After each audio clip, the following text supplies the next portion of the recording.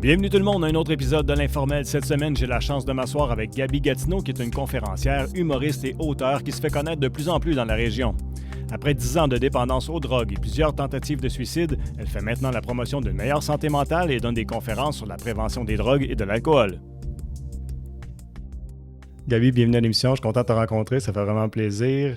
J'ai vu ce matin, tu as posté sur ton Facebook. Ça va être une belle journée. Tu es toute resplendissante. Tu penses que tu t'en venais me voir ou c'est comme ça tous les jours? Donne-toi pas trop de mérite, là. Non, il fait beau, la vie est belle, j'ai plein de projets. C'est pas beau, il pleut. Il pleut pas, il fait gris. Il faisait beau gris. à Gatineau, là. Ah, tu verrais? Oui, bon, oui. peut-être t'arriver ici, puis c'est tout grisonnant. Ouais, c'est Buckingham. Mais t'es partout, il me semble, ces temps-ci. Il y a plein de projets. Là. Comment ça va? Ça a l'air de quoi tes journées? Hein? Oh my God, c'est pêle-mêle. Pour de vrai, j'ai tellement de projets. Puis, tu sais, j'ai une job à temps plein. Puis, en plus de ça, toutes sortes de projets. Je suis comme un peu en transition de changement de carrière. Mais non, je suis occupée. Puis, ça commence à bien aller. Là. Ça fait à peu près 2 ans que j'ai commencé mes affaires. Puis là, le monde commence à se rappeler de mon nom puis à le dire un petit peu plus. Puis j'ai vu que tu vas à Montréal aussi, des fois, faire des shows, tout ça.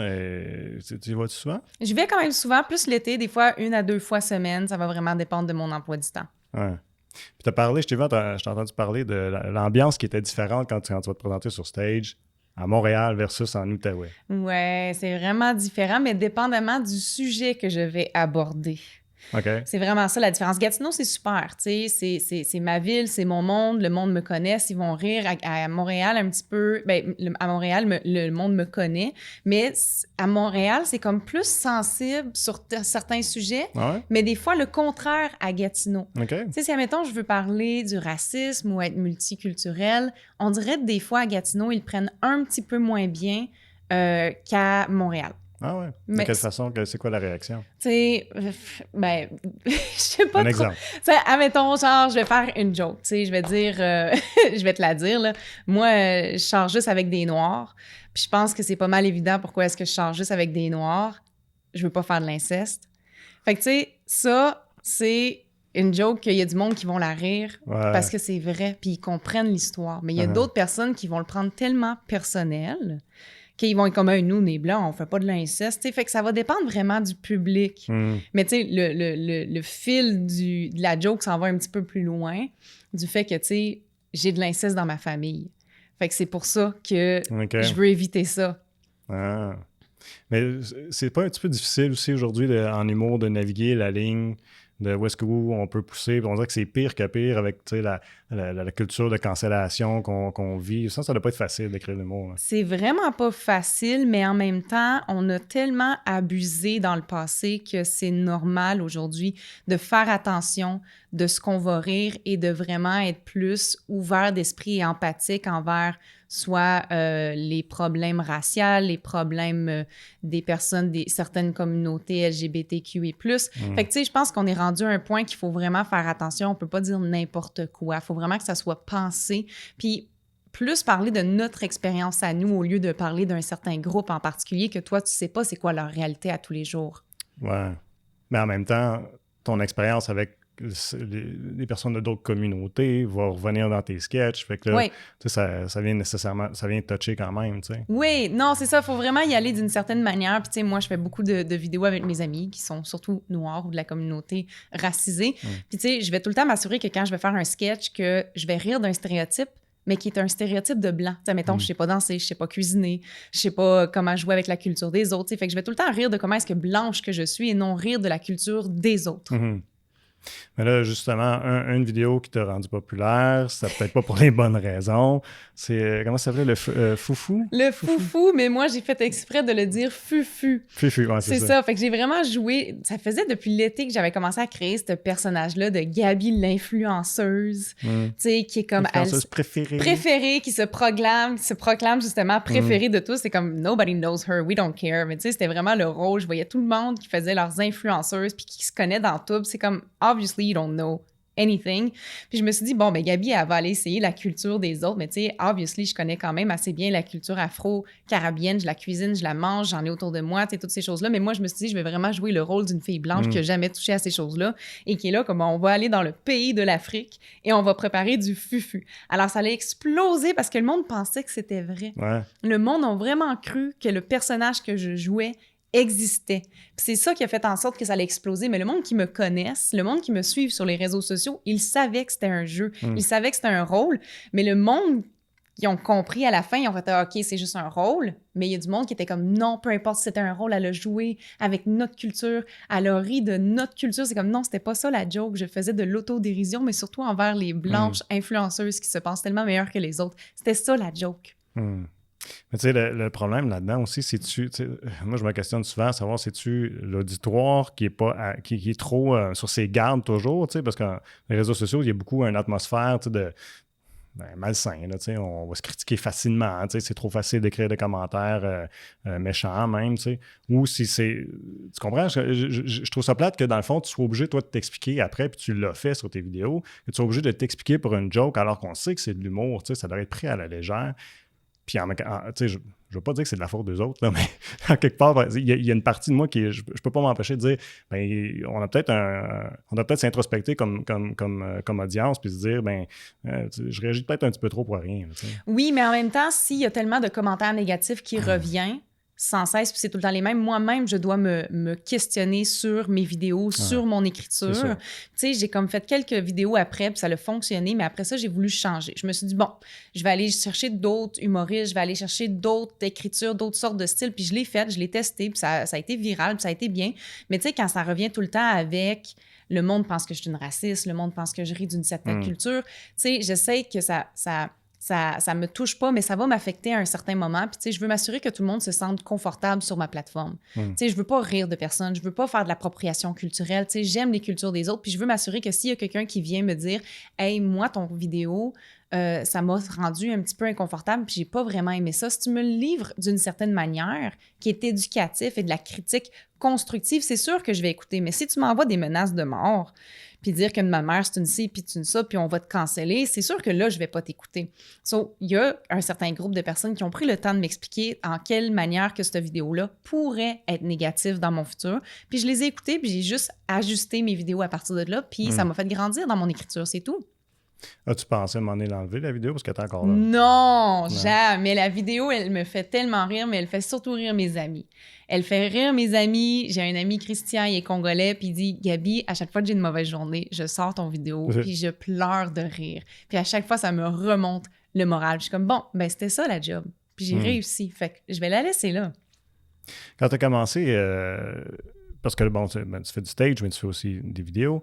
Quand tu as commencé tes vidéos, est-ce que tu t'attendais à ce que ce soit comme ça? Ou as-tu hésité de dire, ben ouais, je devrais-tu pas là, me lancer là-dedans puis mettre ma vie un peu à nu là, sur il y a tout le temps un moment de est-ce que je le publie ou pas?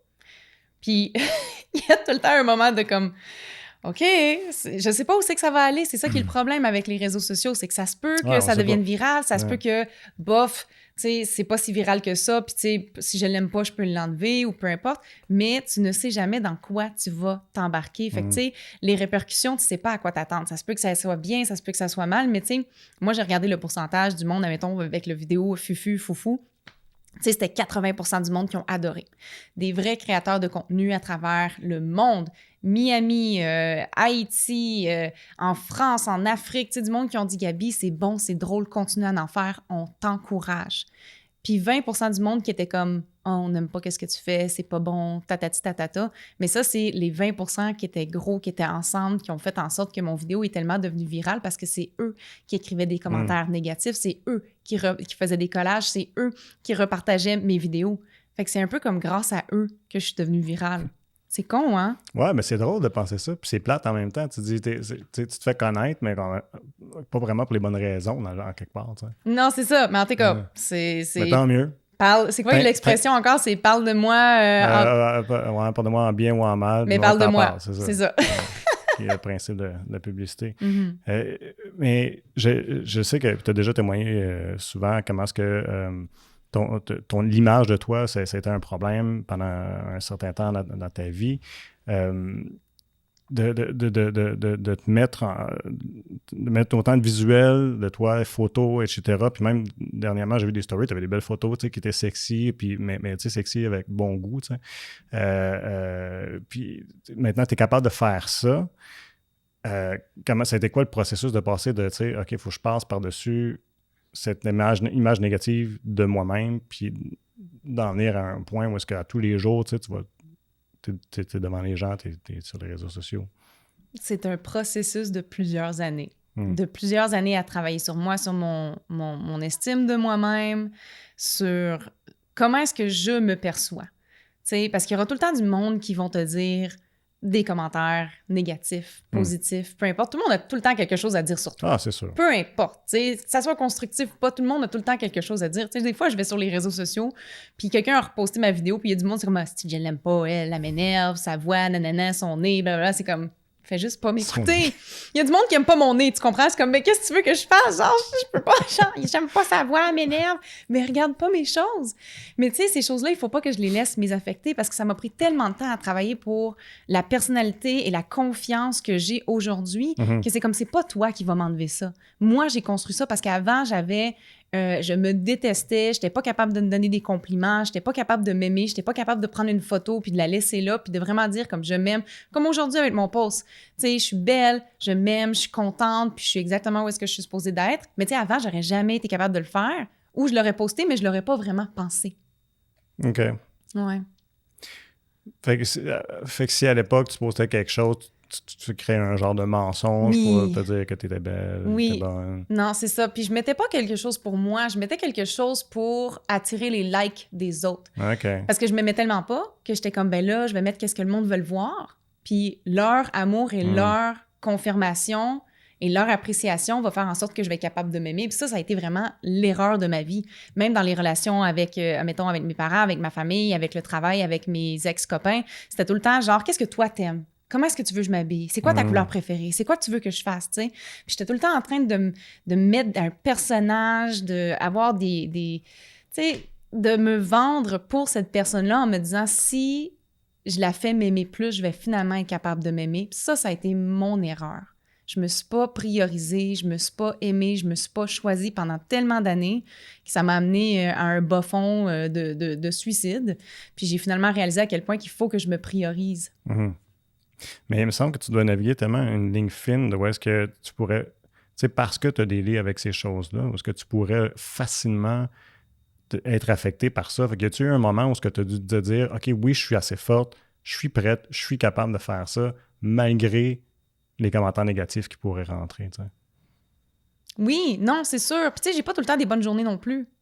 Tu sais, j'ai des journées que je me sens moins belle ou moins forte ou moins bonne. Puis tu sais, je pose pas nécessairement toutes ces affaires-là. Puis là, j'ai appris avec les réseaux sociaux aussi, je peux pas tout poster. Tu sais, il y a des journées, je suis comme, oh my God, je quitte l'humour, je quitte ça, je suis pas bonne. J'ai des moments que j'ai juste envie de me mettre en couverte puis de pleurer puis de manger de la crème glacée puis rien faire, je te jure. Des fois, je suis comme, oh my God, je me reconnais même pas.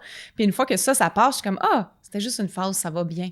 Mais des fois, on dirait qu'il faut que soit que je me mente à moi-même en disant ça va bien aller, ou soit que je me donne le temps de guérir, puis d'avoir ce down-là, puis de revenir plus forte. Mais j'ai encore des moments que je suis comme... Un peu de doute sur toi-même. Tout le temps. Tout le temps. J'ai tout le temps des doutes. T'as-tu des outils? Tu te retournes-tu vers quelque chose, un ami, ou qu'est-ce qui fait que tu vas te ramener? Oui, j'ai ma liste d'amis que j'appelle. J'ai ma liste d'appis, j'ai mes amis, j'appelle, puis je leur dis « Bon, t'as-tu 2 minutes, là? I need to vent. » Puis là, ils sont comme « Oui, vas-y, je me sens pas bonne, je suis pas ci, je suis pas ça. » Puis c'est comme, ils arrivent tout le temps à me remonter le moral, puis ils sont comme « Yo, Gabi, c'est juste aujourd'hui, ça va pas bien. OK, t'as fait un show, puis t'as bâmé, puis c'est correct. Tu sais, t'as 2 ans de travail. OK, t'as tel nombre d'années de sobriété, t'as ci, t'as ça. » Puis eux sont comme capables de me ramener sur le droit chemin en me disant « OK, tu te concentres sur une chose qui est tellement stupide et petite quand t'as tout ça à célébrer. » Tu sais, je suis comme, c'est vrai. Fait qu'il faut genre que je sors mon cul, ma tête de mon cul, c'est ça. Genre, faut que j'arrête de comme, faut que je pense à d'autres choses. C'est pas juste la petite chose, me concentrer sur l'affaire qui est tellement négative et stupide que c'est comme, yo, c'est rien ça, comparé au reste. C'est bon, les amis comme ça. Ouais, non, des fois, je les appelle, ils sont comme, ouais, OK, vas-y. Prends ta cassette, je t'écoute. C'est ça. Ouais. On pourrait parler, je veux qu'on parle quand tu es sur le stage, parce que moi, personnellement, je me dis ça doit pas être évident parce que tu as une réaction immédiate quand tu fais de l'humour sur stage. Fait que, comment tu te deals avec ça quand tu embarques, puis tu pars, puis ça lande pas? Ça marche pas, ça clique pas. Avant, je me mettais tellement de pression. Tu sais, là, ça fait 2 ans que je fais de la scène. Avant, je me mettais tellement de pression, il faut que je réussisse, il faut que je sois bonne, il faut que mes jokes, ils punchent, il faut ci, il faut ça. Puis là, je me suis dit, je vais arrêter. Ça, c'est mon amie Gariana Saint-Louis, qui m'a dit ça. Puis elle m'a dit, il faut que tu arrêtes de vouloir vendre des rires. Vends qui tu es. Fait que, tu sais, à la fin d'un show, admettons, des fois, je vais dire, ben, tu sais, je suis pas la plus drôle des humoristes, mais l'humour, ça me fait du bien. Puis je fais ça pour montrer que la sobriété, ça peut être le fun, ça peut être beau, ça peut être sexy. Fait que c'est vraiment plus pour un message de, ben si vous m'aimez pour moi et non nécessairement pour mon talent en humour, nécessairement. Puis quand que je floppe sur une scène, j'ai appris à être vulnérable avec moi-même, mais avec le public. Puis de me snitch devant le public. Puis là, des fois, je fais un punch, puis ça ripoche. J'étais comme... Ouais, elle était pas bonne, hein, celle-là. Puis le monde rit avec moi. Ouais. Fait que, tu sais, au lieu de me le dire dans ma tête, je le dis, puis je ris de ma joke qui était pas drôle. Puis comment que j'étais pas drôle avec le public. Je suis comme, ben c'est correct, hein, une chance que j'ai pas comme quitté ma job pour faire ça, tu sais. Fait que c'est ça, c'est être vulnérable, se l'avouer, ne pas être parfait, ne pas être dans le contrôle, puis de rire avec le public. Tu sais, des fois, dans mes débuts, je pensais que c'était juste moi puis un mur, puis le public, puis j'étais comme, il fallait que je les fasse rire, mais comme on est tous ensemble, on est tous en symbiose.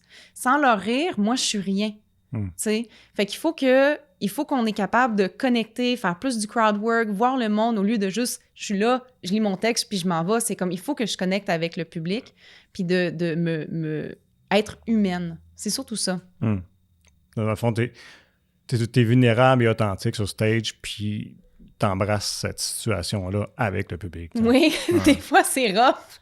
Des fois, c'est vraiment rough, surtout quand tu vas dans un public qui n'est pas là pour te voir. Ouais, t'es l'opening ou t'es... Ouais, tu sais, le monde sont là pour un artiste en particulier, puis tu fais le opening, puis le monde sont comme, c'est qui, elle? Puis ils sont de même, genre, on attend l'autre, on a payé pour l'autre, t'es comme, oh shit, tu débarques, t'es comme, bon, ben je vais aller me pendre. C'est rough. Mais t'es comme, c'est correct. Il en faut des parties comme ça, puis je trouve que c'est ces moments-là qui me rendent encore plus forte. Tu sais, il y a beaucoup d'humoristes que dès qu'ils floppent, dans les débuts, ils ne retournent plus jamais sa scène. Ça, c'est l'erreur. Il faut retourner le plus rapidement possible. Ah ouais? Ouais. Comme tomber en bas d'un cheval, tu veux rembarquer dessus. Moi, je sais pas, là, mais oui, I guess que c'est ça. Mais oui, comme en vélo. Ouais. Mais ça doit pas être évident de tu sais, quand tu reprends après...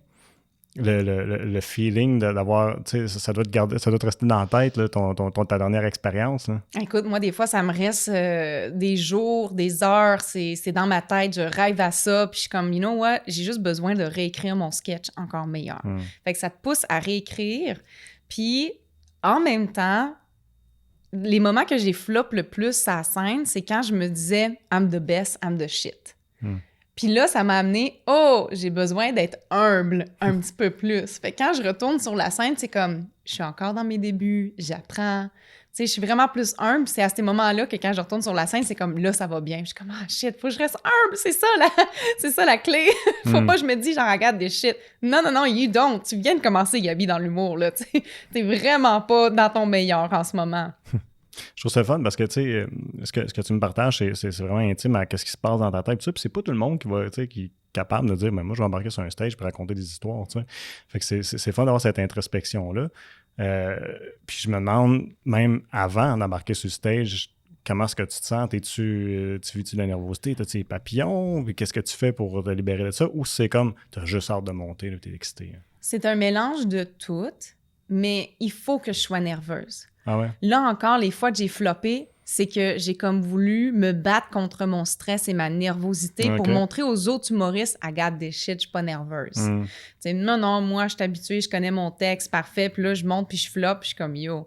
À cause que je me suis empêchée d'être vraie avec moi-même pour impressionner des humoristes que je risque de jamais revoir dans ma vie, tu comprends? Tu sais, il faut que je sois nerveuse, il faut que je panique, il faut que je sente toutes mes émotions à ce moment-là.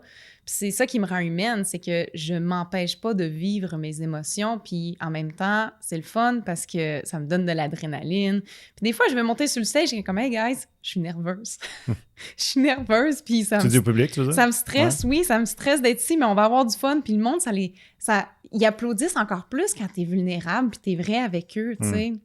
Mais je pense que les gens se reconnaissent facilement dans la vulnérabilité puis l'authenticité. Fait que, ce qui fait que j'imagine que quand t'es comme ça, c'est ça, les gens comme ça, hey, je sais c'est quoi ce sentiment-là, fait qu'ils apprécient ça. Mm-hmm. Puis je pense qu'on est jamais, on est toujours au top de notre game, en guillemets, là, pour utiliser un terme en anglais, que quand on s'avoue vulnérable. Oui.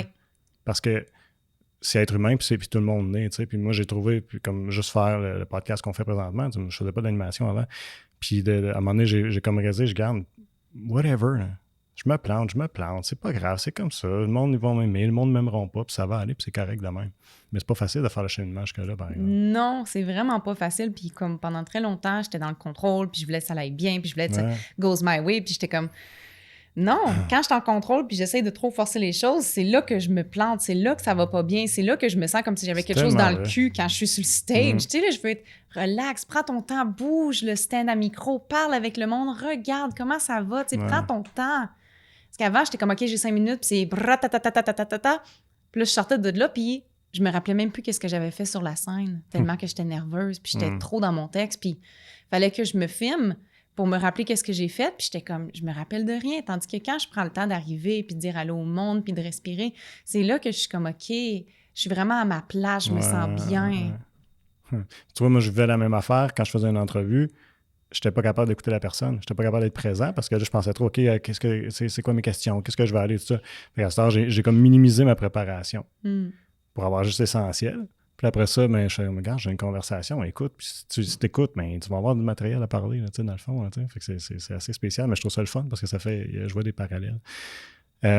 J'écoutais, c'est hier, j'ai écouté le nouveau documentaire Michael J. Fox, tu connais, j'imagine? Oui. Moi, ta génération. Non, Michael J. Fox, oui!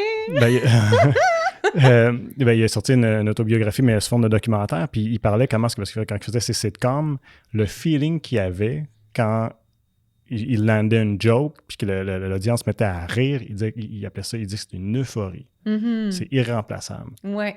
Comment est-ce que tu aimes ça, d'entendre ton public rire? C'est vraiment une satisfaction que tu ne pourras pas chercher ailleurs.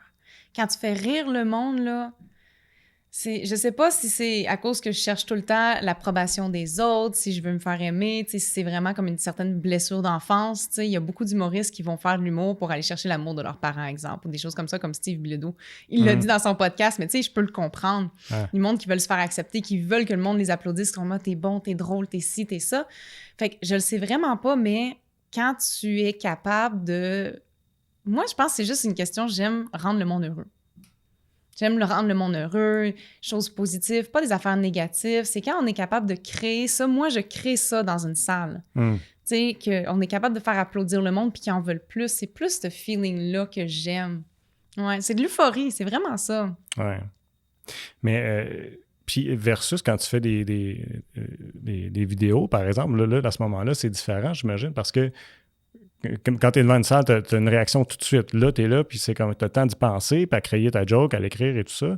Puis tes commentaires, ils vont venir après. Là. Mm-hmm. C'est différent. Fait que c'est quoi la satisfaction que tu vas chercher quand tu fais des vidéos? Parce que c'est tellement... c'est de l'humour, les deux, mais c'est pas la même affaire. C'est deux mondes tellement différents. Là. C'est ça, une vidéo, j'ai le temps de l'écrire, de le rouler, de le filmer, de l'éditer. Puis je l'envoie à mes amis. « Hey, qu'est-ce que t'en penses? C'est-tu bon? » Oui, ouais. OK. Je le poste. Puis là, les commentaires, ils arrivent avant, puis après... Puis, tu sais, maintenant, j'essaie de plus lire les commentaires tant que ça parce que je me concentrais trop sur ces commentaires, puis c'est pas ça. Okay. La satisfaction, c'est quand une vidéo est repartagée. Okay. Tu sais, puis que là, il devient viral ou que le monde en parle, puis tu sais, que le monde, il se le partage entre eux, puis c'est ça qui est le fun. Tu sens pas vraiment le négatif, à moins que c'est une grosse vague comme qu'est-ce que j'ai vécu avec le vidéo Fufu. Là, j'avais reçu pendant une semaine des menaces de mort puis des vidéos trop intenses. Puis j'étais comme, OK, mais à ce moment-là, je peux juste couper les réseaux sociaux de ma vie puis passer à autre chose. Mais quand t'es sur la scène, c'est soit que tu fais rire le monde d'un coup puis c'est le fun, mais quand ta joke, elle rentre pas, là, tu sens le rejet d'un coup. Puis c'est ça qui est tough, c'est que sais, t'as besoin de faire ton poker face devant tout le monde. C'est comme, ben, ça m'a pas fait mal que vous avez pas ri, tu sais. C'est comme, faut que tu fasses comme si de rien n'était, puis tu joues au jeu que oui, c'était plané ou quoi que ce soit, puis tu remontes la vague, mais c'est deux mondes vraiment différents. C'est des satisfactions différentes, c'est des résultats différents.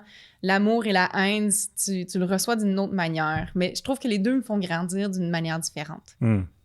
T'as-tu une préférence? En ce moment, c'est la scène. En tant qu'animatrice, je suis en train de me découvrir. Là, c'est la première fois que je fais de l'animation de show d'humour. J'ai déjà fait de l'animation pour des événements avant, mais là, en tant qu'humour, c'est le fun parce que, tu sais, je suis pas là pour faire mon set d'humour. Je suis là pour faire du crowd work, je suis là pour m'assurer que le public va bien. Je fais un petit peu de scanning pour voir comment est-ce que le monde a l'air, poser des questions, rire avec eux, puis là, présenter le monde. Mais je suis en train de me découvrir d'une certaine manière parce que c'est vraiment plus de l'impro. Tandis que quand je fais quand je suis invitée pour un spectacle d'humour, ben j'ai mon numéro de préparé à l'avance. Je vais me permettre quelques minutes de crowd work puis de niaiser un peu, mais c'est préparé, tandis que l'animation, c'est oui, j'ai 2-3 jokes en réserve si ça va pas bien, mais le reste, c'est du crowd work puis de l'improvisation avec le public. Puis ensuite, quand la personne, elle s'en vient, je la présente. Mais si elle floppe aussi, sur le moment, il faut que je remonte le public. Puis ça, c'est un stress, tu sais, mais c'est un défi en même temps. On pourrait en profiter justement pour parler de ces soirées-là avant que le premier segment d'une demi-heure finisse. Donc là, ça fait pas longtemps, tu as commencé au Pop au bar, des soirées d'humour. Ouais. Ça se passe bien? Ça se passe super bien. On a fait notre première il y a 2 semaines, puis là, on a notre deuxième soirée qui est aujourd'hui, ce soir. Puis ça va finir le 22 août. Je pense qu'on a à peu près 8 à 9 shows. Puis c'est vraiment juste une période d'été qu'on fait ça. C'est tout. C'est vraiment un test, une expérience, voir comment ça va, puis on verra après. Peut-être pas nécessairement au Pop au bar, mais moi, j'aurais peut-être d'autres opportunités à faire de l'animation pour des shows d'humour ailleurs. Il n'y a rien de concret pour l'instant. OK. Mais il y a Buckingham. Il y a Buckingham. Écoute, il y a bien des choses. Je suis pas Gabi Buckingham, c'est ça l'affaire. Non, on est rendu dans Gatineau, de toute façon. Là. Mais c'est quoi, c'est au Chevalier de Colomb? Parce que ça a été annoncé. Je l'ai vu passer dans le Oui, droit, non, c'est ça. Il y avait le festival d'humour et de chansons, mais il a été annulé, malheureusement. Ah, OK. Oui, avec Louis-Georges, l'imitateur. Puis malheureusement, à cause des problèmes de santé, il a été obligé de l'arrêter. Ah. Fait que ça sera pour une prochaine fois. On va continuer à parler, je compare de ton passé, entre autres, évidemment, là, que bien des gens connaissent, mais on pourra en parler en profondeur. On a le temps, c'est le fun. Fait que je remercie tous ceux qui nous écoutaient via ma TV Outaouais ou si vous nous écoutez à TVC Basse-Lièvre pour le segment qui est plus court. Donc, je vous invite à voir le segment plus long, là, soit ailleurs à l'horaire ou sinon, notre chaîne YouTube, et encore une fois, on est disponible sur Apple Podcasts, Spotify et SoundCloud pour la version en balado. Je vous souhaite une excellente soirée. Oui, ton passé. C'est assez rock'n'roll. C'est le cas de le dire. Puis c'est drôle parce que quand je regardais, quand je me préparais à te rencontrer, il y a tellement de choses, je disais, OK, je commence où? Fait que j'ai fait comme, coudonc, peut-être au début. T'as dit en entrevue ou dans un sketch, c'est-à-dire, essentiellement, t'es né dans la drogue parce que, ta mère consommait. Ça veut dire que même pendant qu'elle est enceinte de toi, raconte-nous, pour ceux qui ne savent pas. Bon, fait qu'on va commencer par le début. Ma mère est allemande et elle a immigré ici au Québec parce qu'elle se faisait abuser par son père. Okay. Et elle est tombée dans la drogue et la prostitution. Donc, elle m'a eu et elle consommait de la drogue, surtout de l'héroïne et de la cocaïne pendant qu'elle était enceinte de moi. Et elle avait un pimp, elle avait des clients, fait qu'on ne sait pas c'est qui mon père biologique parce qu'elle avait tellement de personnes comme clients et comme pimp et peu importe. Puis, elle a consommé de la drogue pendant qu'elle était enceinte de moi. Puis, quand elle est arrivée à l'hôpital, elle était tellement gelée qu'ils ont été obligés de la faire accoucher en césarienne. Mm-hmm. Puis, elle n'a même pas eu le temps de me prendre dans ses bras que la DPJ était déjà là pour me prendre. Wow. Parce qu'elle était connue des services, parce qu'elle a déjà eu un autre enfant en Ontario. Okay. Puis là, j'étais son deuxième. Fait qu'elle, elle a accouché en Ontario. Puis en venant au Québec, elle pensait, là, ils me connaissent pas ici. Ah. Mais ils la connaissaient quand même. Fait que c'est ça. Fait que j'ai été mis en maison de... Comment t'appelles ça encore? Voyons, j'ai Un foyer d'accueil? Un foyer d'accueil, pas, c'est ça. ouais. Ben, des familles d'accueil. Famille d'accueil, ouais. C'est ça. Puis moi, j'avais des séquelles à cause que j'étais un bébé en sevrage. Donc, bébé en sevrage, j'étais très, très dure. Tu sais, les bébés, comment ils sont mous quand tu les prends? Ben moi, j'étais un bébé très dur. Tout ton corps était rigide, dans le J'étais fond. tout le temps, ouais, c'est ça. Fait que là, j'avais plus ma drogue. Je vomissais énormément. Puis, tu sais, j'étais vraiment pas comme un bébé normal. C'était vraiment, j'étais un addict qui cherchait sa drogue, puis c'était vraiment intense. Problème de mobilité, problème à parler, problème à me concentrer, toutes ces choses-là, ça a pris du temps pour moi. Puis, j'ai été mis dans une première famille d'accueil que eux, ils étaient comme « Oh, OK, c'est vraiment trop intense, ce bébé-là », qu'ils m'ont gardé un petit peu trop sur le dos que ma tête en arrière était rendue plate. Quand que, finalement, la DPJ m'a amenée dans une autre famille, qui est la famille qui m'ont adoptée. Ils m'ont adoptée à peu près à l'âge de 2 ans. Puis ma mère biologique, ben dans le fond, ils ont dit, ben si tu veux avoir ton enfant, il faut que tu aies une vraie job, il faut que tu arrêtes la drogue. Puis elle est venue peut-être faire 2 visites, puis après ça, elle a juste disparu. Fait que la famille qui était en famille d'accueil, eux, ils ont eu le premier choix, ben est-ce que vous voulez l'adopter? Puis ben ma famille adoptive sont tombés en amour avec moi, puis ils ont dit, ben oui, on va l'adopter. Puis qu'est-ce qui m'a sauvée, en fait? C'est à cause que eux, dans leur famille, OK, ils ont un enfant trisomique qui a juste 1 mois de plus que moi. Alors, pendant qu'ils allaient faire les visites au médecin pour le bébé trisomique, il me faisait passer sous la table. Il disait « Hey, médecin, tu veux-tu la checker, tant qu'à être? » Puis il n'avait pas le droit de faire ça parce qu'il fallait l'accord de la mère. Mais la mère n'était jamais là. Fait que c'est ça qui m'a sauvée vraiment dans les démarches, puis que j'ai presque pas de séquelles, puis que tout va bien. Mais ça m'a pris du temps. J'avais pas une bonne mobilité. Mes parents m'ont amenée à faire de la danse, puis j'étais toute pognée, genre. Puis c'était les problèmes à l'école, des problèmes... d'attitude, des problèmes de violence, des problèmes de santé mentale. Puis ça a vraiment été très, très difficile de grandir pour moi parce que j'avais aussi une rage intérieure que je comprenais pas pourquoi je l'avais. Puis, le problème de...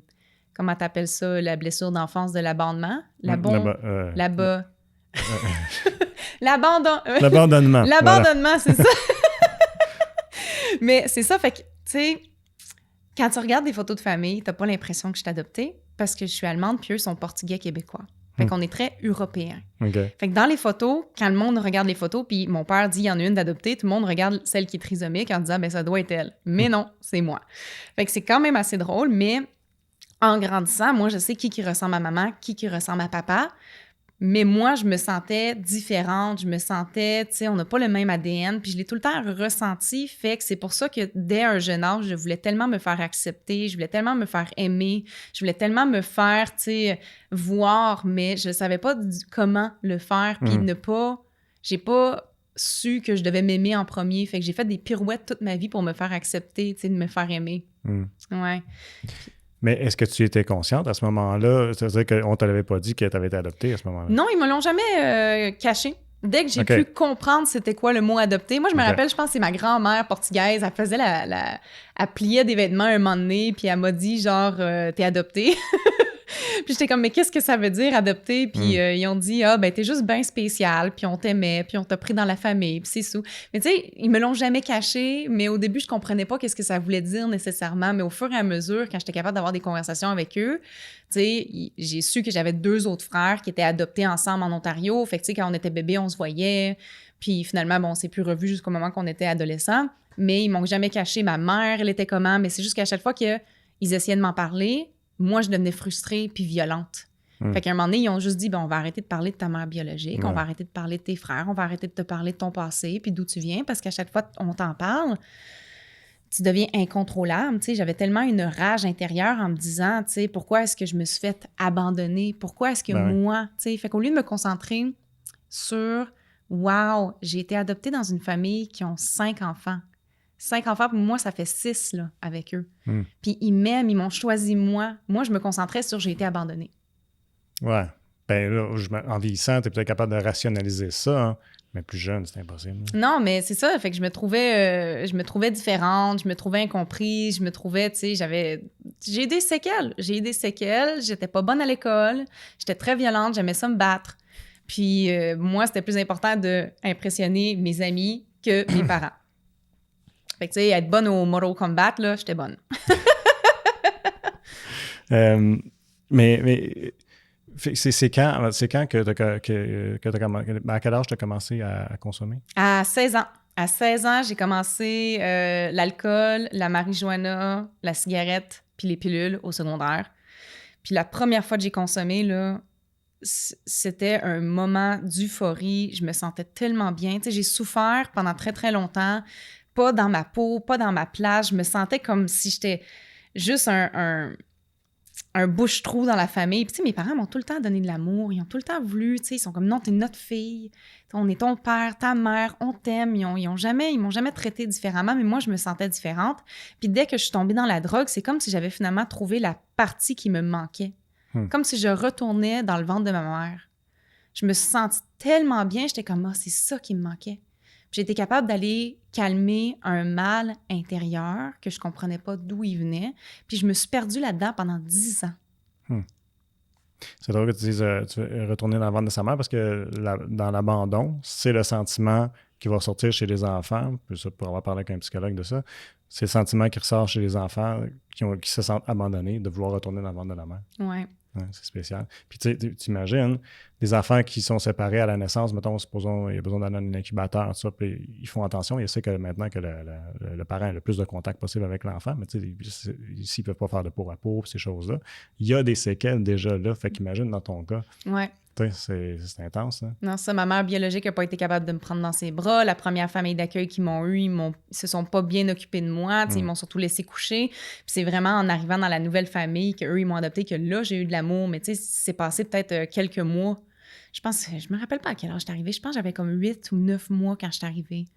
Puis, tu sais, les séquelles, ils se sont faites. Mais ça m'a pris du temps à être capable de m'asseoir avec moi-même, de parler avec des psychologues, de vouloir grandir. C'est surtout ça, la volonté de grandir et de, qu'est-ce que je peux faire pour guérir mes blessures d'enfance, faire mes recherches, travailler sur moi, devenir une meilleure personne. Puis ça n'a pas été facile. Non. Ben, je peux imaginer. Puis, how low did you go? C'était quoi ton plus creux? T'as dit qu'on pouvait parler n'importe quoi? Non, c'est juste... Là, c'est comme, non, mais sens-toi à l'aise. Non, je suis très à l'aise. C'est juste... Mon plus bas, là, c'est... là, j'ai écrit la date, là, sur... c'est ma dernière date que j'ai consommée. C'est le 11 juillet 2016. Tu l'as tatoué? Je l'ai tatoué pour me rappeler la journée que j'ai arrêté de consommer, parce que sinon, à un moment donné, je vais l'oublier. Mais cette date-là, écoute, ça faisait 1 semaine que j'essayais de me suicider. J'étais dans une relation toxique avec un homme qui me donnait beaucoup de cocaïne. Je travaillais plus, j'avais plus d'argent dans mon compte en banque, je vivais chez lui. Lui était tout le temps parti en train de me tromper. Ça allait mal. C'est une relation extrêmement toxique. Je parlais plus avec ma famille. Je sortais jamais voir l'extérieur. Le soleil, j'étais blanche, j'avais des boutons partout. Peut-être que tu as vu la photo avant, là. Mais j'étais vraiment quasiment en décomposition. J'étais dégueulasse. Je mangeais plus, je me lavais plus, je me brossais plus les dents. Je faisais juste consommer à tous les jours. Je fumais des cigarettes comme déjeuner. Puis à un moment donné, j'étais tellement tannée que je voulais me tuer. Puis j'ai essayé de me suicider en faisant des overdoses, en prenant de la cocaïne, en prenant des pilules, en prenant plein de choses. Puis j'étais en paix avec cette décision-là. J'étais vraiment bien avec ça. C'est comme, mon mal intérieur, je suis plus capable de le sentir, de le supporter. Je vais juste mourir. Tu voyais un soulagement. Je voyais un soulagement, puis j'étais correcte avec ça, tu sais. Puis j'ai essayé de me suicider en faisant des overdoses. Puis à cause que je consommais beaucoup de cocaïne à tous les jours, j'étais tellement rendue habituée. Puis le fentanyl n'était pas tant là à ce moment-là. Que quand je consommais jusqu'au moment que je perde connaissance. Puis le lendemain, je me réveillais, puis ça n'a pas fonctionné. Puis j'avais plein de problèmes de santé mentale, puis plein de problèmes de santé physique. Puis j'étais comme, ça n'a pas fonctionné, je recommence ce soir. Pendant 1 semaine, j'ai essayé de me tuer. Mon copain s'est jamais rendu compte de quoi que ce soit. Il était souvent pas là non plus. Puis il y a un soir que je me suis dit, fuck it, je vais me gazer dans son troc. Oh. C'était ça mon plan. J'avais écrit une lettre de suicide. Me pardonner, demander pardon à ma famille, à mes sœurs, au monde autour de moi, puis leur dire que je suis bien avec cette décision-là, puis je suis juste plus capable. Je veux juste abandonner, puis je suis bien avec cette décision-là, puis s'il vous plaît, faut pas m'en vouloir. Fait que tu sais, je comprends le monde qui se suicide, à quel point que c'est comme, tu sais, il y a du monde qui sont comme assez selfish. Non, tu comprends juste pas. On est juste tanné. On est tanné, puis on sait que c'est pas bien, mais on trouve pas d'autres solutions. Fait que à ce moment-là, quand je me suis levée au milieu de la nuit pendant que mon copain dormait, j'avais écrit ma lettre. Lui, il y avait un truck de construction avec des affaires en arrière. Je savais qu'il y avait un tuyau, puis j'étais prête à me gazer. Puis au moment que j'ai voulu le faire, moi qui n'ai jamais cru en Dieu de toute ma vie... J'avais hâte que tu me racontes ça. Parce que j'ai vu que tu as parlé de vision de Dieu à un autre podcast, mais tu n'es pas rentré dans les détails. J'ai jamais cru en Dieu et moi qui ai été à l'église catholique, qui était enfant de cœur, qui aimait pas qu'est-ce que l'église racontait, tu sais, j'étais comme non, fuck de shit, je le crois pas. J'ai eu une vision de Dieu, puis là, si vous me demandez il est quelle couleur, là, j'ai juste vu une lumière blanche remplie de chaleur et d'amour. Je suis tombée sur mes genoux, puis cette lumière-là m'a dit très clairement, tu peux pas te suicider, t'as un beau futur qui s'en vient, faut pas que tu lâches. Puis à ce moment-là, j'ai senti ma douleur et ma peine se faire enlever. Ah, OK, attends un peu. Je veux savoir exactement dans le contexte. Où est-ce que tu étais rendu dans ton processus? T'étais-tu dans le camion avec le boyau et tout ça? Comme dans le sens que t'étais-tu gazé pour voir ces choses-là? Non. J'étais encore dans l'appartement, mais je montais les escaliers pour sortir dehors dans le stationnement. Ah ouais. Wow. J'étais décidée, je m'en allais.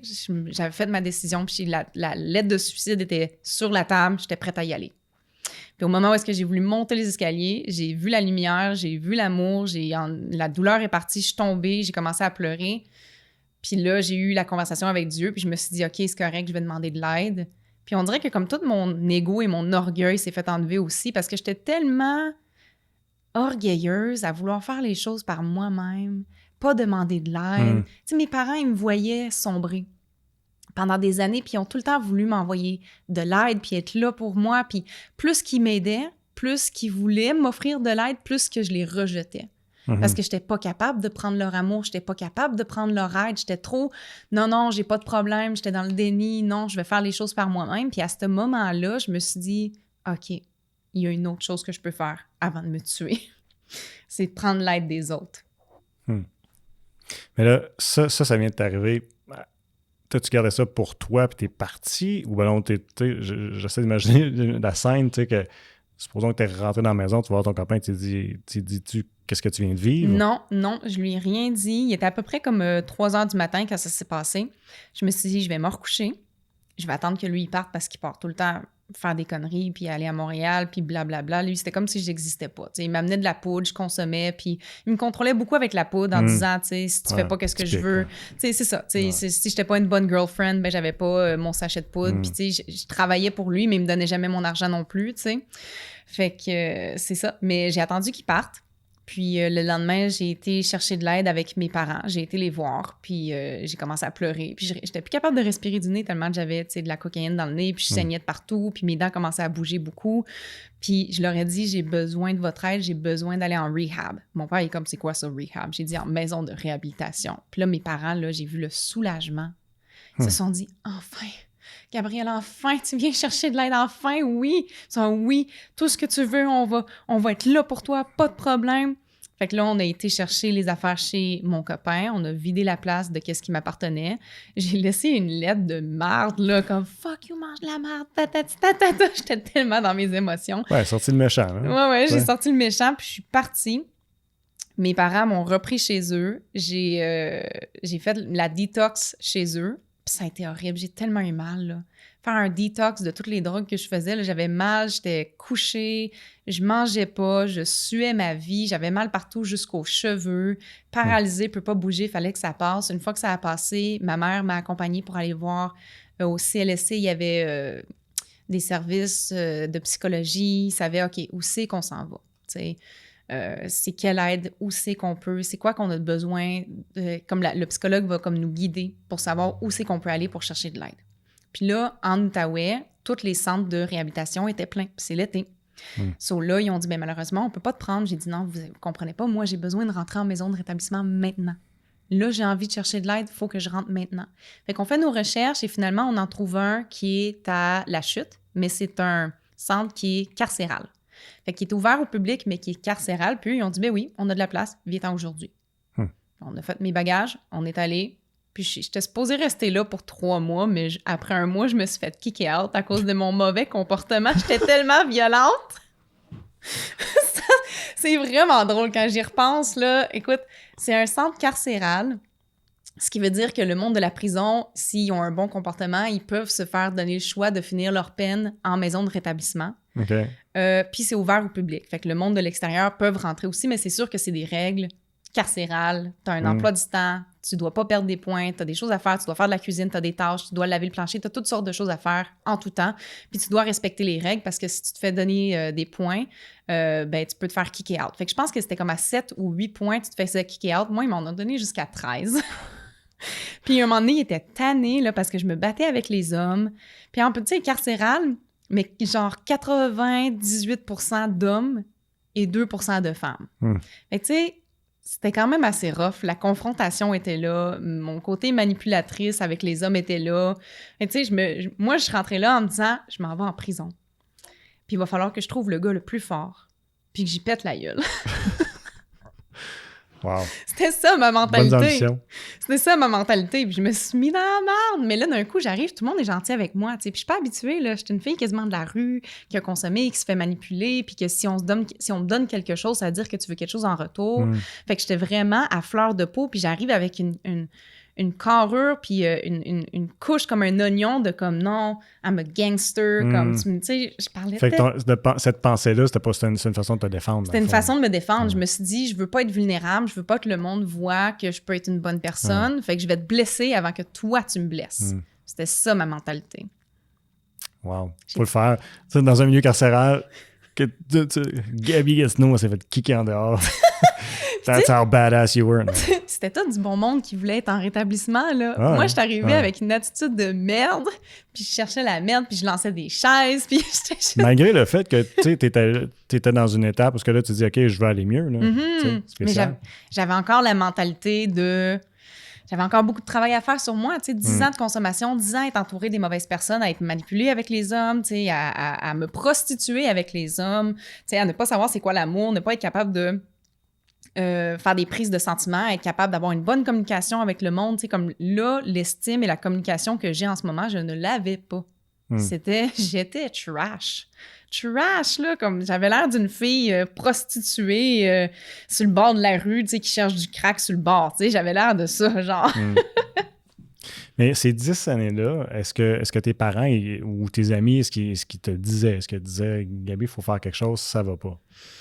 Mes parents, ils ont tout le temps essayé de m'aider. Dès mon jeune âge, j'ai commencé à 16 ans à consommer, puis à 18 ans, tu sais, j'avais des problèmes de santé mentale, puis j'allais à Pierre-Janet pour de l'aide psychologique. Puis j'étais rendue violente. Je consommais beaucoup, puis mes parents voulaient savoir c'était quoi le problème de santé mentale que j'avais. Puis ils n'ont pas eu le diagnostic parce qu'à ce moment-là, j'étais comme rendue légale. Puis je voulais plus prendre l'aide des psychologues puis de Pierre-Janet. Okay. Et j'avais quitté mon secondaire. Je travaillais pour faire de l'argent, mais j'allais plus au secondaire. Puis mes parents, ils ont dit, ben là, t'es rendu à 18 ans. Puis on te donne 2 options. C'est soit que tu restes ici au nid familial et que tu continues à avoir l'aide psychologique qu'on veut te donner, ou tu vas être obligé de partir du nid familial. Puis moi, ben j'ai juste vu le négatif là-dedans en disant, des câlisses. Moi, j'ai lu ça. J'ai des câlisses. Parce que moi, l'aide psychologique, j'étais pas capable de faire confiance à des adultes, j'étais pas capable de m'ouvrir, j'étais pas capable de parler, tu sais. Mes parents, avec ma famille, ils ont fait comme dans les films, là, une intervention, là. Tu sais, t'arrives dans une salle, tout le monde est en cercle, là, avec quelque chose à lire, là. Ma famille était prête à m'aider à mes 18-17 ans, puis ils étaient tous là en train de pleurer, puis on a quelque chose à dire, puis moi, j'arrive là, je commence, c'est de la merde. Nanana, vous êtes pas là pour m'aider. T'étais pas prête à recevoir ça. Non, puis je suis partie. Je suis partie avant que une de mes sœurs ait fini de lire son texte, puis ils étaient tous là pour m'aider. Fait que, tu sais, ils ont tout le temps voulu être là pour m'aider, mais moi, j'étais pas prête à recevoir l'aide. C'est-tu là, à ce moment-là, que tu as fini dans la rue? Oui, mes parents, ils m'ont mis dehors, puis ça a été la meilleure décision qu'ils auraient pu faire. Parce que, ils avaient besoin de se protéger parce que j'étais rendue violente, puis à ma psychologue, je disais que je voulais tuer ma mère. J'avais le fantasme de la poignarder dans son dos, tu sais, parce que ma mère biologique était tout le temps là pour m'aider puis m'aimer, mais ma mère...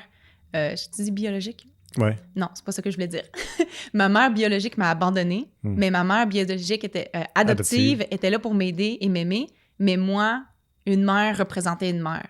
Okay. Fait que, tu sais, le trauma que ma mère biologique m'a donné, je l'ai transféré à ma mère adoptive. Fait que je me suis dit, non, t'es pas là pour m'aimer, t'es pas là pour si. Tu sais, je me suis fait abandonner, mais le trauma s'est juste fait transférer. Fait que toutes mes douleurs, je l'ai comme transférées à elle. J'ai dit, c'est ta faute, c'est ta faute, c'est ta faute. Tu sais, puis c'est comme pauvre elle, là, elle était là pour m'aimer. Puis là, on a une super bonne relation, by the way, là, on s'adore, là. Mais ça a vraiment été très, très difficile. Puis ils m'ont mis dehors. Puis c'est à ce moment-là que ma relation avec les hommes, elle avait... commençait à dériver beaucoup dans le toxique. Puis j'ai dormi une couple de fois dehors à Elmer. Puis là, j'ai rencontré un gars, puis il est comme, bon, ben t'es rendu ma blonde maintenant. Ah, OK. Puis j'étais comme, cool. Il est comme, ben je t'amène à Montréal. Je suis comme, cool. Fait que là, on fait du couchsurfing un peu partout, nanana. On s'en va ramasser des pommes à Fredericksburg, à Cornwall. Puis là, rendu là, il dit qu'il est tanné avec moi. Puis là, il y a un autre gars avec qui on share une maison pour ramasser des pommes. Il est comme, ben, t'as vu-tu? Comme, ben oui, on va se faire un swap. Hein? Puis là, ils se sont transférés la girlfriend. Il dit, ben oui, moi, je vais la prendre. OK, cool. Puis eux, ils pensaient que j'étais pas là pour l'entendre, tu sais. J'étais cachée. Mais j'avais tout entendu la conversation. Mais moi, ça m'a donné bien parce que j'étais tannée du gars avec qui j'étais. Okay. Fait que là, l'autre, il dit, ben là, nous, on s'en va en Colombie-Britannique. Gabi, tu parles-tu anglais? Yes, no toaster. OK, parfait. Je m'en vais en Colombie-Britannique pour travailler là-bas. Je parle pas anglais, je comprends pas. Moi, je suis dans la mentalité, je vais le dire, là, québécoise, retardée, disant que le Québec, c'est tout le Canada, puis pas tout le monde parle le français partout. Moi, j'étais ça dans ma tête. Pas besoin d'apprendre l'anglais. Si le français partout, je vais être capable de m'en tirer. J'arrive là-bas, on se trouve un endroit où rester. Il faut que je trouve un endroit où travailler. J'apprends l'anglais au fur et à mesure. J'ai trouvé une job en tant que serveuse dans un restaurant. C'est tellement drôle. La fille, elle me demande « She asked me for a spoon and I came back with a glass of water. » 2 semaines plus tard, le restaurant a fermé. On se demande pourquoi. Mais j'ai appris au fur et à mesure. Puis là, à ce moment-là, quand je me sentais plus à l'aise avec l'anglais, j'ai réalisé à quel point que l'autre relation était toxique parce que lui, il faisait beaucoup de psychédéliques puis il se prenait pour Dieu. Puis il était très, très, très contrôlant. Puis à ce moment-là, je me suis dit, bon, ben je vais partir. Fait que je suis partie avec mon pack, puis j'ai commencé à faire du pouce. Puis je me suis rendue à plein d'endroits. Je me suis rendue à Tofino, j'ai trouvé une job à quelque part. Des fois, je dormais dehors, puis j'étais comme... je faisais du housekeeping dans un hôtel, mais je dormais dans la forêt. J'ai aussi ramassé de la bouffe dans des poubelles pour survivre. Puis j'avais tellement pas d'argent pour m'acheter un paquet de cigarettes que j'allais dans l'entrée des bars, puis je ramassais les botches de cigarettes pour me faire ma propre cigarette avec les fins de botches des autres. Et tu sais, c'était à ce point-là que j'avais pas d'argent, genre, mais j'étais comme en survie, genre. C'était tellement dégueulasse quand j'y repense à ça. Mais c'est ça a duré 1 an en Colombie-Britannique. Faire dodo l'hiver, c'est rough. Ça doit. Ouais, tu comptes les minutes puis tu comprends pas l'espace-temps. Tu penses que ça fait 1 heure, mais ça fait juste 1 minute, genre. T'as tellement froid, t'as mal partout, t'as juste hâte que la nuit finisse. Tu finis par tomber endormi? Non. Quand t'as tellement froid, moi, quand j'avais tellement froid, j'étais pas capable de m'endormir. J'imagine. Non. Wow. Mais tout ce bagage-là, par exemple, aujourd'hui, là, tu dois faire... Parce que tu sais, c'est difficile d'aller plus bas. Ouais. T'as été à peu près toute faite. Là. Tu dois te sentir en quelque part comme « Wow, I've been through so much » que à cette heure, t'es quasiment invincible, t'es fait solide. Ben, écoute, on sait jamais qu'est-ce que la vie va t'apporter, tu sais, mais je crois vraiment que Dieu va te donner qu'est-ce que tu peux accomplir. Qu'est-ce que, tu sais, il va te le donner parce qu'il sait que tu peux passer à travers de ça. Tu sais, les moments que ça me tente pas, puis que je me sens pas bonne, puis que je vais me laisser avoir par un commentaire négatif de Joe Blow sur Internet, là, je me dis « Hey, Gabi, laisse-toi pas atteindre. T'as passé par des affaires bien plus intenses que ça. Ouais. What the fuck? Des fois, il faut que je me fasse un callback sur moi-même. C'est yo, pourquoi? Genre, tu sais c'est qui, Gabi Gatineau? Faut que je me le dise à moi-même. Tu sais, c'est comme, réveille-toi, là. Puis ces expériences-là, comment est-ce que tu les utilises dans ton humour? Oh, j'adore rire de moi-même. J'adore faire de l'autodérision. J'adore rire des... Oh, mon Dieu, j'adore ça. J'aime parler de la drogue d'une manière qui est pas... ça serait quoi le mot? Récréatif.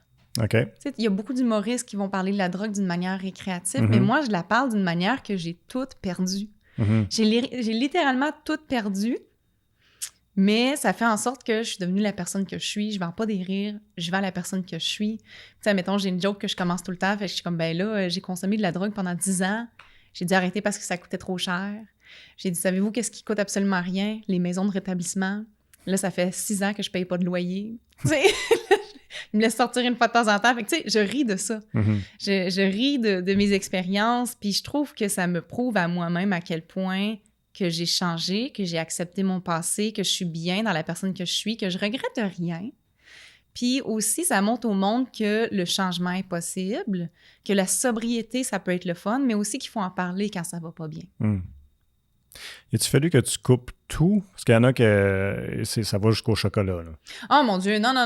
Yo, kill me now. Genre, vivre sans chocolat, t'es-tu malade? Non. Non, mais tu sais, tu comprends? Non, mais... Puis aussi, tu sais, je suis sûr que t'as dû le vivre parce que là, sans alcool, la vie sociale sans alcool, il y a toujours des gens qui sont awkward avec ça. C'est comme, ah ouais, tu bois pas. Moi, j'ai vécu ça souvent, moi, je bois pas.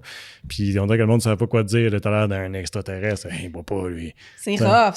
C'est vraiment ça, tu sais. Puis, tu sais, dans les débuts, j'ai tout arrêté d'un coup. L'alcool, la drogue, il me restait juste la cigarette. Je me suis dit, je vais me donner ça. Là, quand je vais rentrer en maison de thérapie, il faut au moins qu'il me reste ça.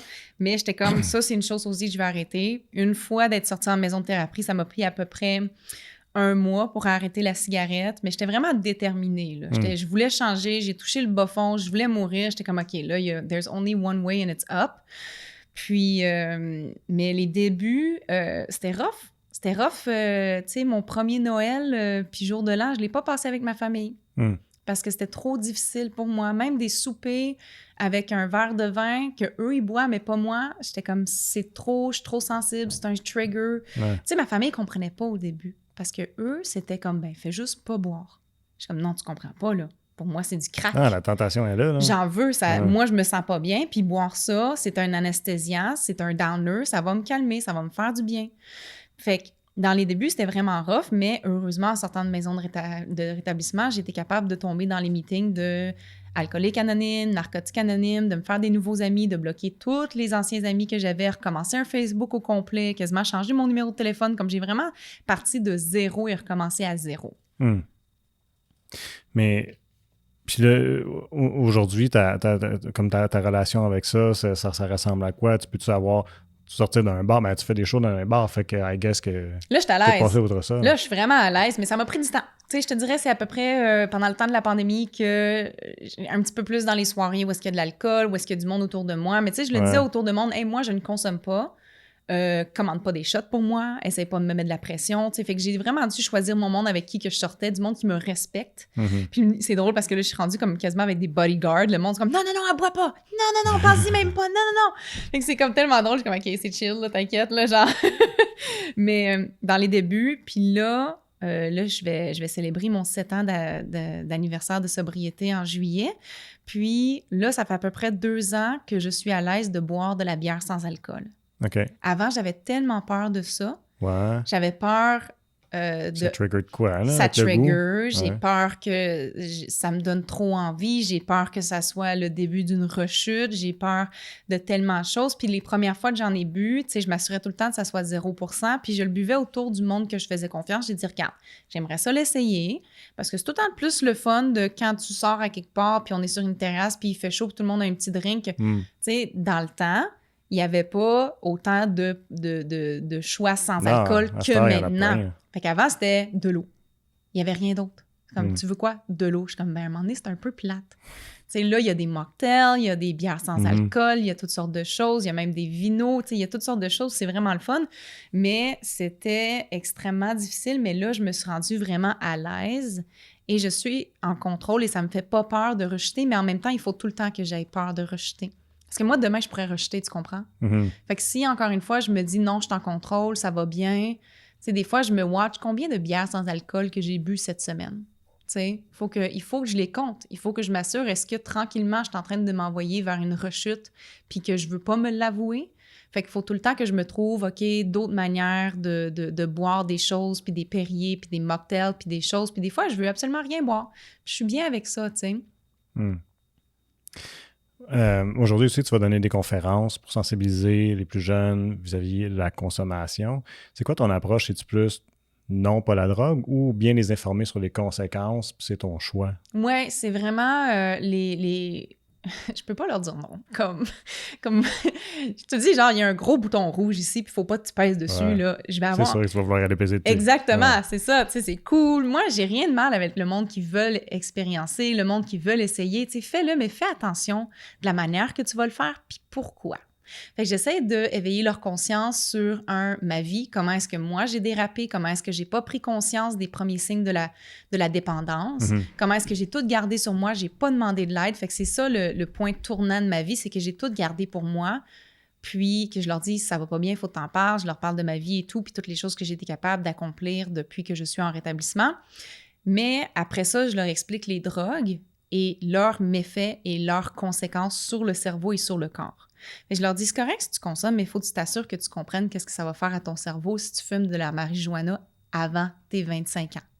Tu sais, il y a des risques de schizophrénie, il y a des risques de dépersonnalisation, il y a des risques, tu vas être plus lent, il y a toutes sortes de choses. Fait que j'ai fait mes recherches. Puis là, maintenant, je suis rendue conseillère et conférencière pour Jeunesse sans drogue. Ouais. Puis c'est grâce à leur matériel aussi que je suis tout le temps capable de me mettre à jour sur les nouvelles drogues puis d'améliorer ma conférence au fur et à mesure. Puis quand tu parles aux jeunes, qu'est-ce qu'ils te disent, eux autres, après? Comment est-ce qu'ils trouvent ton histoire, ton expérience? Bien, je garde tout le temps un 15 minutes de questions à la fin, puis ils sont tout le temps gênés au début. Ouais. Puis tu sais, je leur dis « Hey, soyez pas gênés, là. Je vais vous dire des affaires là, stupides puis niaiseuses, mais je vais tout le temps, tu sais, comme je leur dis, à un moment donné, j'ai mangé de la viande périmée dans une poubelle. Tu sais, qu'est-ce que vous pensez qui arrive? J'ai eu de la diarrhée. Tu sais, j'étais vraiment dans la merde. Fait que là, ça les fait rire, puis là, ils sont plus à l'aise de poser des questions. Ouais. Des fois, c'est pour eux, des fois, c'est pour un ami. Ils sont comme, OK, est-ce qu'on peut faire un overdose sur, admettons, des champignons? Puis là, je leur dis, ben non, tu peux pas faire un overdose, mais il faut que tu fasses attention qu'il va y avoir de la dépersonnalisation, il va y avoir ci, il va y avoir ça, tu sais, les conséquences. Fait que, tu sais, j'essaie tout le temps de répondre du mieux de ma connaissance. Si jamais je connais pas la réponse, je suis honnête avec eux. Je connais pas la réponse. Je pourrais pas te le dire, mais c'est une question très intéressante. Puis, je vais faire mes recherches là-dessus. Mais sinon, c'est tout le temps les premiers signes de la dépendance. Qu'est-ce qu'on peut faire pour aider un ami? Puis, je leur dis, tu sais, tu peux aider un ami, mais il faut que tu fasses attention de ne pas te perdre là-dedans. Tu peux lui montrer c'est quoi les outils, mais c'est à lui d'utiliser ces outils après. Ouais. Ouais, c'est du pêcheur, montre à pêcher, puis donne pas le poisson. Ben, c'est ça. Il faut que la personne elle veuille, sinon tu travailles fort pour rien. Non, c'est ça. Ouais.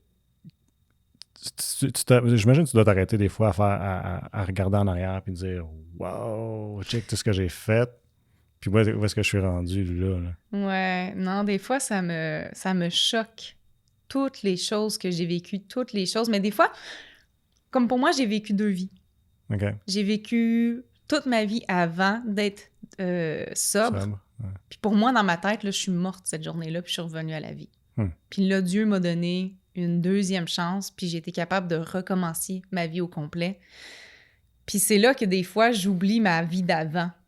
Parce que ça va tellement bien, là, je suis heureuse, je suis bien. T'sais, avant, j'étais pas heureuse. J'étais pas à l'aise, je m'aimais pas dans mon corps, j'étais tout le temps en train d'être en compétition avec la société, puis qu'est-ce que la société veut de moi et de tout. Puis je suis comme, maintenant, je suis comme, yo, I don't give a fuck, I'm gonna do me. Tu sais, mais ça a pris du temps, mais des fois, j'oublie toutes les choses que j'ai faites avant parce qu'il y a vraiment comme la première journée que j'ai arrêté de consommer jusqu'à maintenant, c'est ça ma nouvelle vie. Mais ouais, des fois, je me surprends. Des vieilles photos que j'ai gardées, puis je regarde ça, puis je suis comme... C'est qui elle? Ouais, c'est ça, je me dis.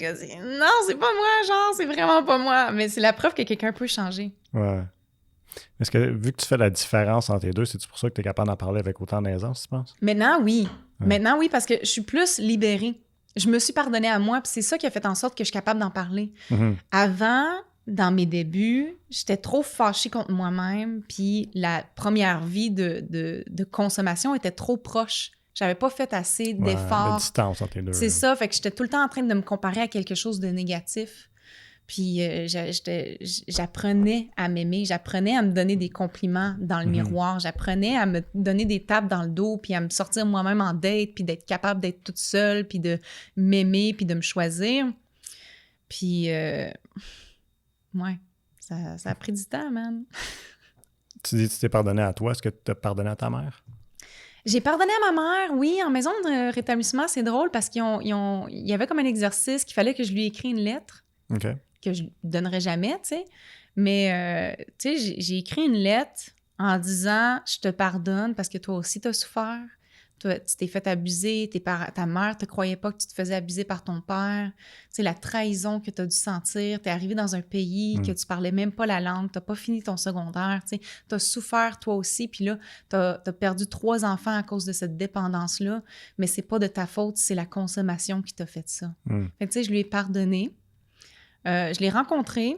Ouais, ça, je voulais te demander. Ouais, je l'ai rencontré à 19 ans, puis j'ai coupé les liens à 21 ans. OK. Fait que ça, c'était avant que j'aille en maison de rétablissement. Là, j'étais allée en maison de rétablissement quand j'avais 26 ans. Je regarde la date ici pour me rappeler mon âge.